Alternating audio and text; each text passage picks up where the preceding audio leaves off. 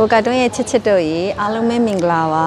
admin ဒီနေ့ချစ်ချစ်တို့ကိုရှင်းပြချင်တာကတော့ကာမီနိုမိုတို hair serum နဲ့ hair tonic အကြောင်းလေးကိုရှင်းပြချင်တာဖြစ်ပါတယ် hair serum ဆိုတာဒီလိုမျိုးဘူးလေးဖြစ်ပါတယ်သူကသပင်အသစ်တွေကိုပြန်ပေါက်စေတဲ့ပစ္စည်းဖြစ်ပါတယ် hair serum ကိုပါ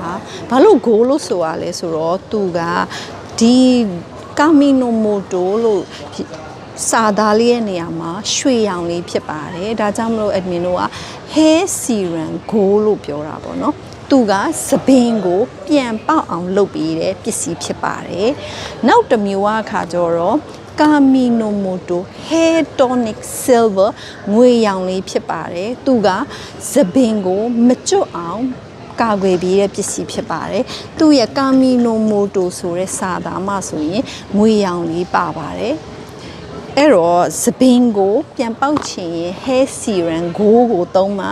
သပင်မကျွတ်အောင်ဆိုရင်တော့ hair tonic silver လေးကိုသုံးပါရှင်